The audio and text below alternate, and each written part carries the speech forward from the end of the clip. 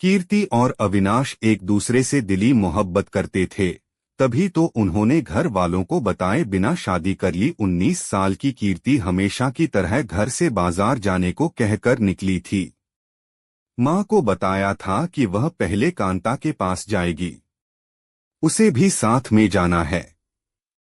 उसको अपने लिए कुछ जरूरी सामान खरीदना है। रास्ते में ही उसका भाई कुणाल मिल गया।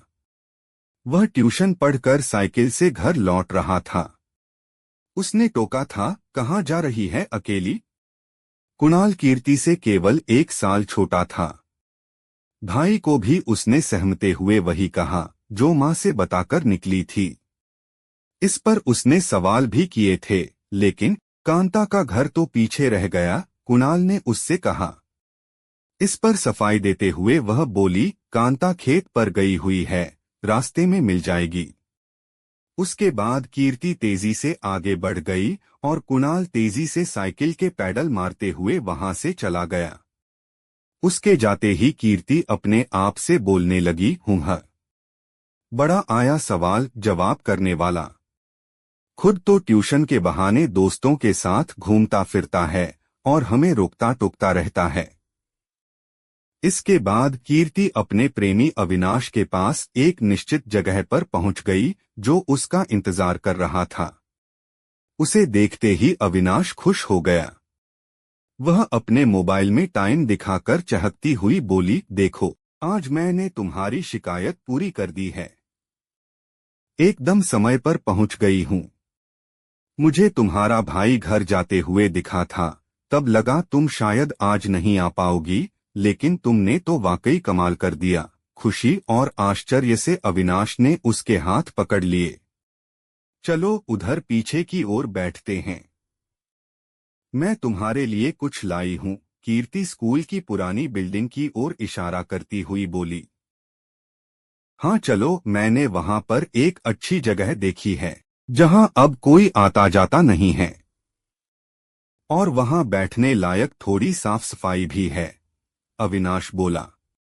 उसके बाद दोनों सरकारी स्कूल की पुरानी बिल्डिंग के पिछवाड़े खाली जगह पर चले गए।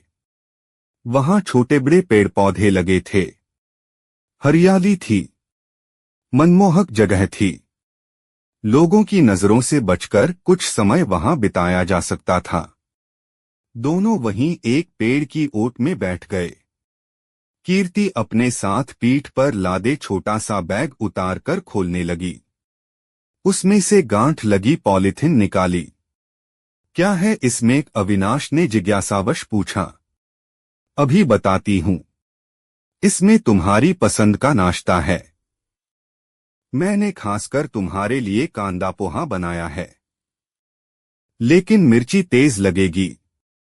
तुम्हें पसंद है न, इसीलिए हरी मिर्च ज्यादा डाली है। कीर्ति पॉलीथिन पैक की गांठ खोलती हुई बोली। अरे वाह, मेरी पसंद का तुम कितना ख्याल रखती हो। मैं भी तुम्हारे लिए कुछ लेकर आया हूं, अविनाश सामने बैठते हुए बोला। क्या लाए हो दिखाओ, कीर्ति बोली। पहले पोहा खा लेता हूं, फिर दिखाता हूं, खुशबू अच्छी आ रही है, अविनाश बोला। देखो कैसा कलर है, पोहा का नमक कम लगे तो बताना, अलग से पुड़िया में है।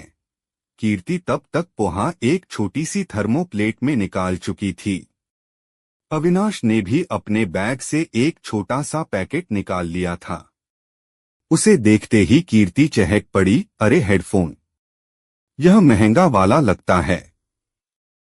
हाँ, थोड़ा महंगा है, लेकिन कार्डलेस है। तुमको ऑनलाइन पढ़ाई में दिक्कत आ रही थी, इसलिए तुम्हारे लिए खरीदा है, अविनाश बोला। उसने पैकेट खोलकर गले में पहनने वाले हेडफोन को उसके गले में डाल दिया। पोहा भी खाओ ना, कीर्ति खुशी से बोली। कीर्ति, हम लोग कब तक छिप कर मिलते रहेंगे? तुम्हारा भाई हमेशा हमें शक की निगाह से देखता है। वो है तो उम्र में छोटा, लेकिन पता नहीं क्यों उसकी नजरें हमेशा हमें तरेरती रहती हैं। क्या करूं अविनाश, मैं भी उससे परेशान रहती हूं। पता नहीं इस हेडफोन को लेकर कितने सवाल जवाब करे। बोल देना मैंने ट्यूशन पढ़ाकर कमाए पैसों से खरीदा है। इस तरह कीर्ति और अविनाश का आपसी प्रेम परवान चढ़ने लगा था। वे एक दूसरे के दिलों की भावना को गहराई से समझने लगे थे। उनके बीच प्रेम में कोई छलावा या दिखावा नहीं था। केवल एक ही बात मन को कचोटती थी कि उन्हें मिलने के लिए घर वालों से कई तरह के झूठ बोलने पड़ते थे। ऐसा करते हुए कीर्ति कई बार परेशान हो जाती थी, मन दुखी हो जाता था। महाराष्ट्र के औरंगाबाद जिले में वैजापुर तहसील के लाड़गांव शिवार की रहने वाली कीर्ति को गांव के ही अविनाश संजय थोरे से प्यार हो गया था। दोनों अक्सर ही छिप छिप कर मिलते और घंटों प्यार भरी बातों में डूबे रहते थे। इस बीच उन्होंने हर तरह के सपने बुने थे। उनके बीच पढ़ाई लिखाई से लेकर सिनेमा, संगीत, फैशन, मॉडल, एंटरटेनमेंट, हाट बाजार, शहरी मॉल, मल्टीप्लेक्स और कोरोना तक की बातें होती थीं। कई बार वे आलिया भट्ट से लेकर अमिताभ बच्चन और दीपिका पादुकोण से लेकर रणवीर, अक्षय और विराट कोहली को लेकर चर्चा और बहस करने लगते थे। जब मोदी, राहुल, प्रियंका की बातें होती तब दोनों चिढ़ जाते थे। अविनाश कहता कि हमें राजनीति से कोई मतलब नहीं है।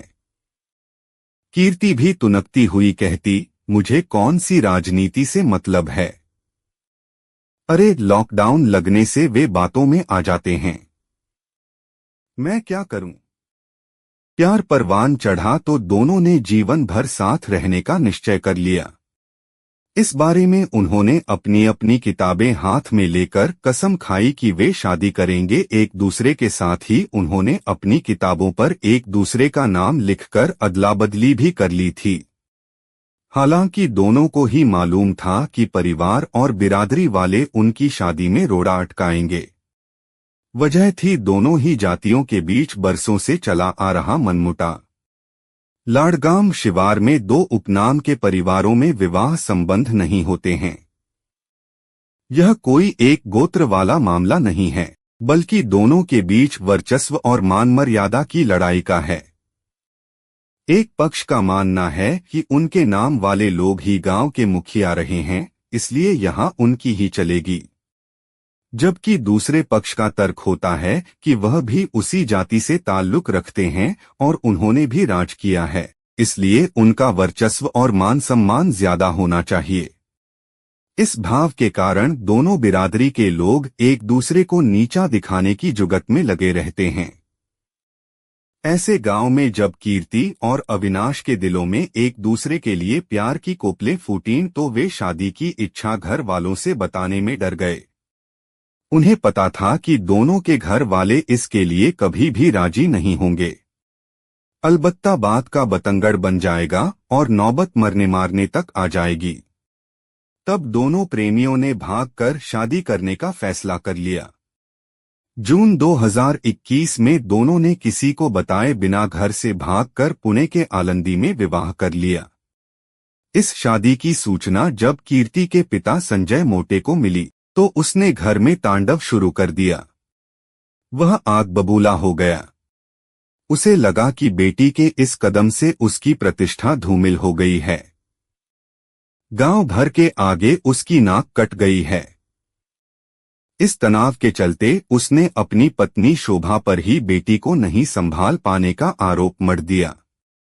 वह आए दिन अपनी पत्नी को कोसने लगा।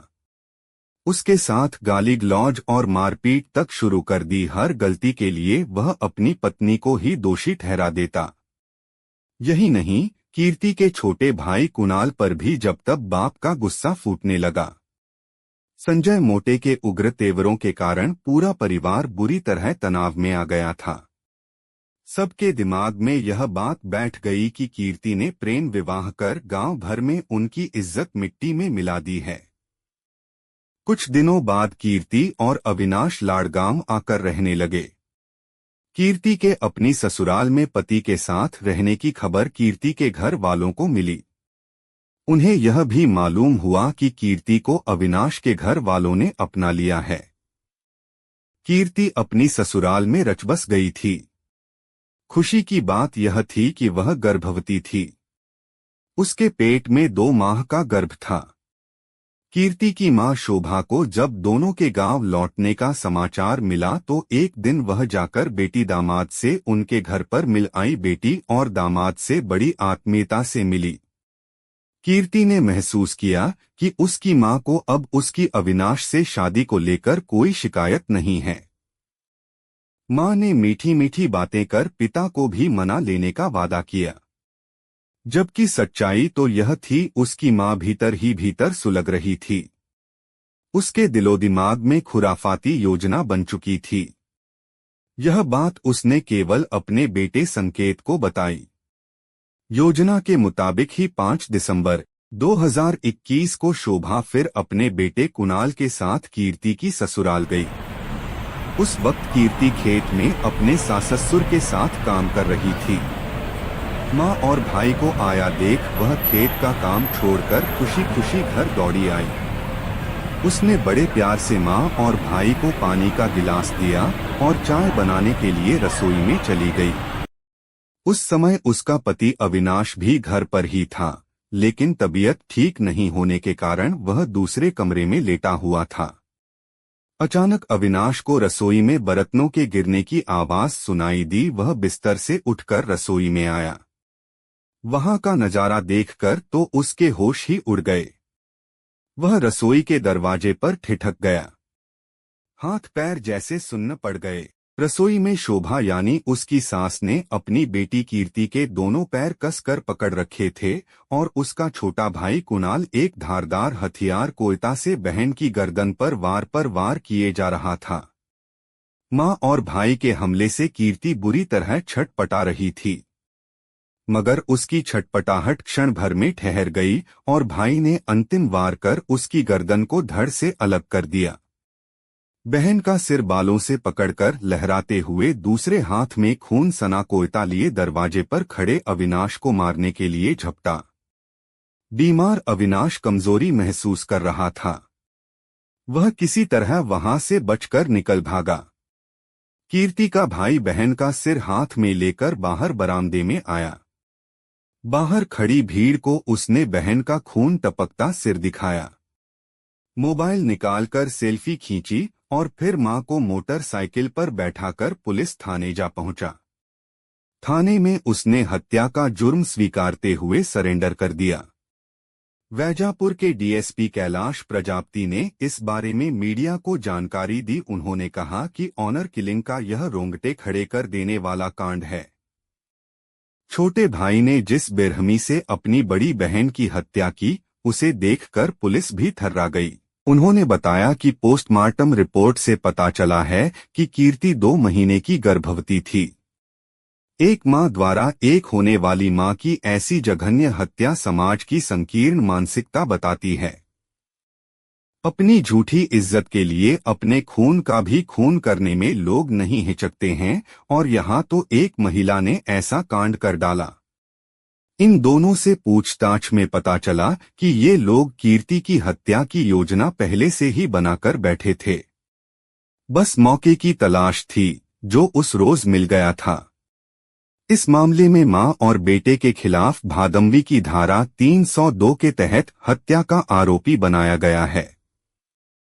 आधार कार्ड और स्कूल प्रमाण पत्र के अनुसार कुणाल नाबालिग था, इसलिए न्यायालय ने उसे नाबालिग मानते हुए औरंगाबाद के बाल न्यायालय के समक्ष हाजिर करने के आदेश दिए, जहां से उसे जुवेनाइल होम भेज दिया गया, जबकि मां शोभा को हत्या के आरोप में जेल भेजा गया है।